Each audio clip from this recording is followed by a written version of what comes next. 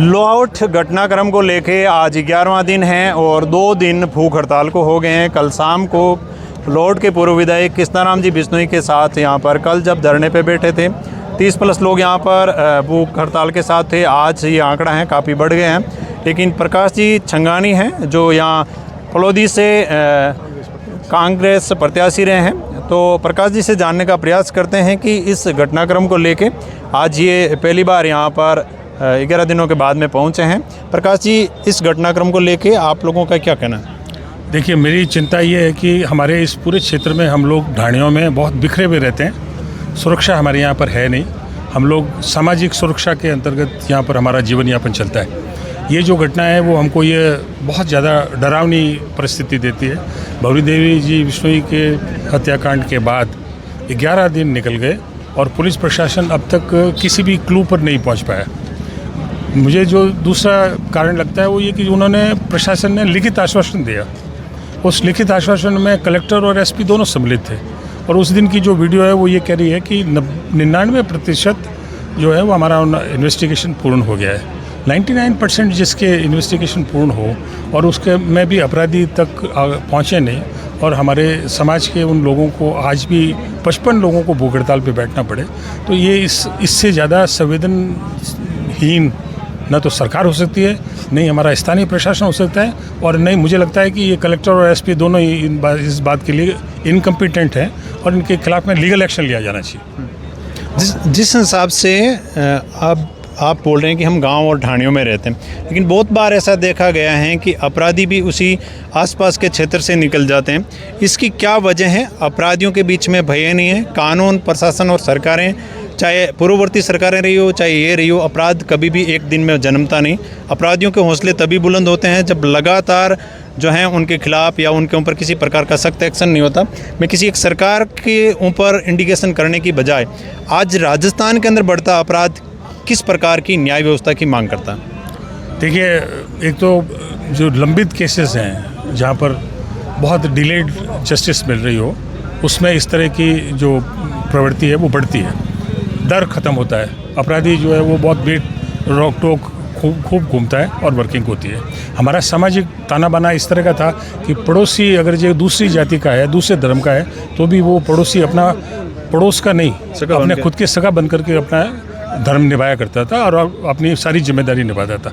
वो हल्का हल्का सा वो ताना बाना टूट रहा है। वो टूटना हमारे लिए बहुत ख़तरनाक है, क्योंकि हम लोग अपनी जीवन की पद्धति को बदलें, उसमें समय लगेगा। 2 सवालों के जवाब आपने खुद नहीं दे दिए कि किसी भी सरकार को दोष नहीं दिया जा सकता। अपराध बहुत बड़े स्तर पर बढ़ रहा है।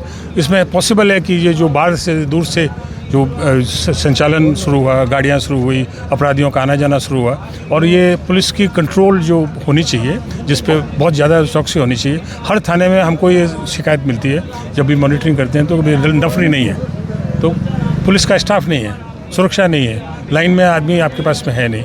और एक केस में जिसमें एसपी ये कह रहा हो कि 99% इन्वेस्टिगेशन पूरा हो गया, उसकी भी जो है वो हमारे पास में उसकी जांच के बाद में भी आज 7वां दिन, आज 11वां दिन हो गया। 55 लोगों को भूख हड़ताल में बैठना मेरे लिए बहुत ज़्यादा चिंताजनक है। ये सब मेरे भाई हैं, जाति किसी की भी हो, धर्म किसी भी तरह से बैठा हो, लेकिन ये अपने आप में एक बहुत ही दुखदायी घटना है कि एक हत्याकांड के बाद में 55 लोगों को भूख हड़ताल में बैठना पड़ा और हम उसका पर्दाफाश नहीं करा पाए। और जो भी सरकार में जिम्मेदार लोग हैं, उन लोगों की संवेदना भी नहीं प्रकट हो रही। और अगर जब वो बोल भी नहीं रहे तो ये कोई पार्टी बंदी है क्या? पार्टी का मर्डर थोड़ी हुआ है, एक मानवता का मर्डर हुआ है। मानवता के मर्डर के नाते हमको ये, हमारे लिए बहुत ज़रूरी है। आज कृष्णाराम जी बैठे हैं, कल अगर ये आवश्यक हुआ और कल तक कुछ नहीं हुआ तो हम लोग भी यहाँ आएंगे। ये हमारे भाई हैं, ये फलोदी का ही हिस्सा है, ये फलोदी ज़िले का ही पार्ट है। तो और भी ऐसे रोकथाम होनी चाहिए, प्रदेश पूरे में होनी चाहिए। और अगर ये इस तरह के रोकथाम, इस तरह के केसेस की रोकथाम नहीं हुई तो आने वाले समय में बहुत बड़ा परिवर्तन आएगा। एज ए पॉलिटिशियन की हैसियत से आप इस प्रकार के अपराध के रोकथाम के लिए किस प्रकार का और कैसा कानून, अगर आपको पूछा जाए तो आप किस प्रकार का कानून रिकमेंड करेंगे इस प्रकार के अपराधियों के लिए? इस प्रकार के अपराधियों के लिए देखिए, वर्तमान में बहुत सख्त कानून है, लेकिन हमको अपना सामाजिक ताना बाना भी मजबूत करना पड़ेगा। हमको न्यायिक व्यवस्था भी जो है त्वरित रूप से करनी पड़ेगी और प्रशासन तीव्र रूप से, शीघ्र रूप से उस अन्वेषण को पूरा करे और वहाँ पर पहुँचे। कानून बहुत मजबूत है, लेकिन उसकी प्रक्रिया बहुत ढीली है। और न्याय बहुत बहुत बहुत देर बाद में मिलता है। 17 साल बाद, 11 साल बाद किसी अपराधी को सज़ा होती है या वो बरी हो जाता है। तो ये जो कुछ भी इम्प्लीमेंटेशन का जो पार्ट है, सरकार के लेवल पर जो इम्प्लीमेंट का पार्ट है, मैं ये समझता हूँ कि अभी जो प्रशासन है वो एडॉक स्तर पर है।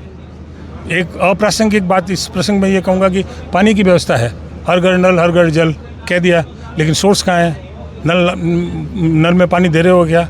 पानी का सोर्स कौन बनाएगा, कहाँ से लाओगे?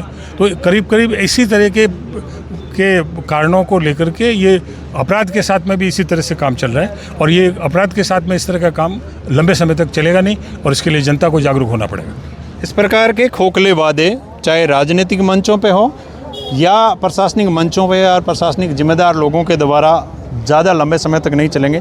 प्रकाश जी छंगाणी फलौदी से कांग्रेस प्रत्याशी रहे, और इनका कहना है लेकिन आज 11वें दिन इस प्रकार एक घर में सो रही विवाहिता को आधी रात को मौत के घाट उतार देने वाले अपराधी का अभी तक कोई भी सुराग पब्लिक के सामने नहीं आना, और कानून के शिकंजे तक उसको ले जाने की पूरी प्रक्रिया के अंदर किसी प्रकार का तार नहीं जुड़ना, कहीं न कहीं ना सिर्फ इस क्षेत्र पूरे प्रदेश के लिए एक बहुत बड़ा सोचने विषय है कि आखिर कब तक ये जनता पिसती रहेगी इस लचर व्यवस्था के अंदर। आप लोगों की क्या प्रतिक्रिया जरूर कमेंट करें। मैं फिर हाजिर हूँगा, तब तक के लिए जय हिंद, जय भारत।